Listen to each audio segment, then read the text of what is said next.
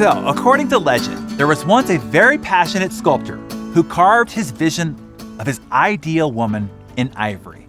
He was meticulous about every detail. He spent months carefully shaping his masterpiece. And when it was done, his statue was so beautiful and so realistic that he fell in love with it. Embarrassed and ashamed to admit his desires to anyone else, he turned to the love goddess Aphrodite. At her altar, he secretly prayed to meet a woman who would be the living likeness of his ivory girl. Distraught, when he got back to his studio, he discreetly planted a soft kiss on the lips of his ivory girl. To his surprise, he found her stony lips warm. When he kissed her again, this time with more passion, she came to life. Pygmalion, as he was known, then married that woman, the woman of his creation. It is why today we refer to a real-life phenomenon as the Pygmalion Effect. Now, I don't want you to go out there French kissing every statue to find your ideal man, woman, customer, or client. So let me explain how this phenomenon works. While the result it can produce can seem magical and magnificent, this phenomenon is not as mythical or mysterious as it can be made out to be. It can be summed up in this single sentence. If you're taking notes, this is what you really want to write down. You ready? Okay, here you go. Expectation leads to manifestation. You got that? Let me say it another way. Expectation manifests into creation. Simply put, you get what you expect. Another way, what you expect, you create. Expectation is what drives your creative potential, thus the results and outcomes that you experience in life.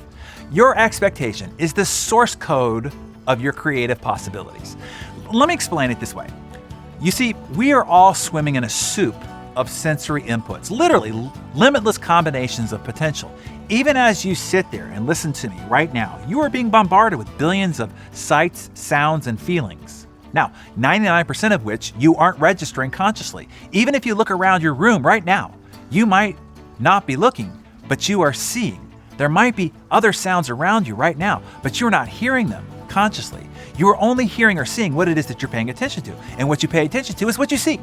In other words, what you expect to see and hear is what you see, hear, and experience. Okay, it's like this. Imagine walking into a completely dark room with a small flashlight. In the vast darkness, you will only see what you shine a light on. Everything else is invisible to you. Oh, sure, it's there, but not to you. You can't see it until you shine a light on it. Only what you shine a light on do you see. Does that make sense? Are you with me so far? Okay, now let's say that you're looking for a book in that dark room. Your brain says, okay, now we have an assignment, a purpose, something specific to look for. Got it?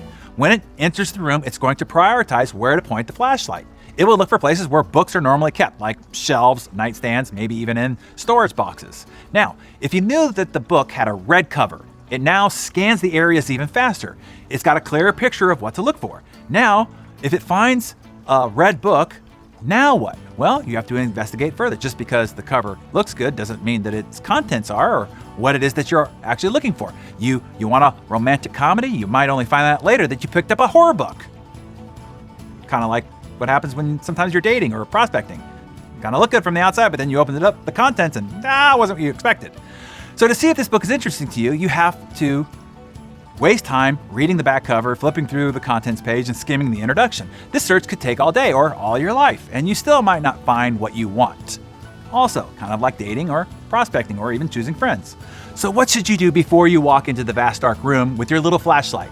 Be really clear what you're looking for. Decide beforehand. I am looking for a fun, insightful book called The Catcher in the Rye, which I know has a red cover. Now, as you traverse this black expanse, when you scan your flashlight over the thick darkness and it strikes something red, something that looks like a book, now your attention is alerted, and in an additional few quick seconds, you can see if what you're looking for is by simply reading the cover. Your entire mission, the achievement of a goal, just got vastly reduced. Someone will even assume that you have magic powers.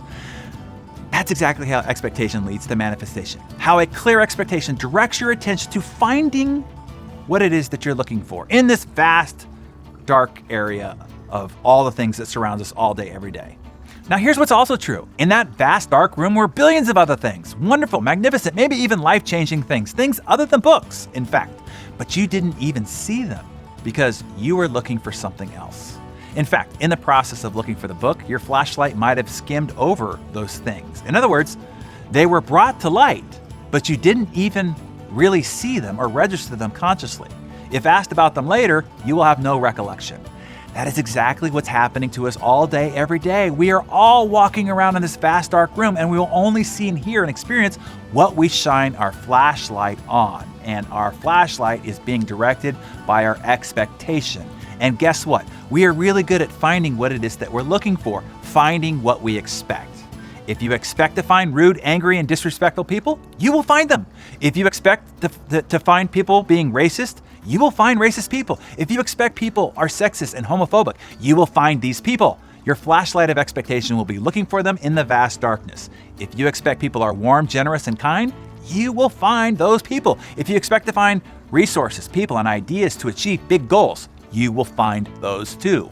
While it seems that the search and find capability of your expectation has godlike powers, what's important to know here is all those things are all around you all day, every day. But your expectation will only bring to light that which you are looking for. And that is truly incredible. Understanding the power of expectation comes with both opportunity and warning. Warning, be very careful. What you expect, what you believe to be true, will come true for you. You will find what you are looking for, whether you know you are looking for it or not. Your expectations, your beliefs will become your destiny. Not magically, it is just what you will find in the limitless possibilities inside this vast room that we are swimming in all day. The opportunity, you can find anything you want.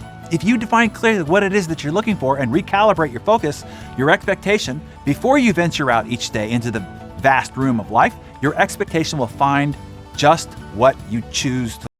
You will find what you seek. So today, set your expectations. What are you looking for? What do you wish to see, hear, and experience? What do you truly expect to see, hear, or experience? There is a difference. Define your expectation as clearly as possible. That will inform your eyes, ears, to pay attention to the dialogue, the lyrics of song, the billboards, the observations, interactions that you'll experience all day. You'll be surprised how your flashlight of expectation can find just what you're looking for. Either that, or you could go around kissing statues all day. You never know. Have you ever seen the angel on the waters in Central Park? Hot, right?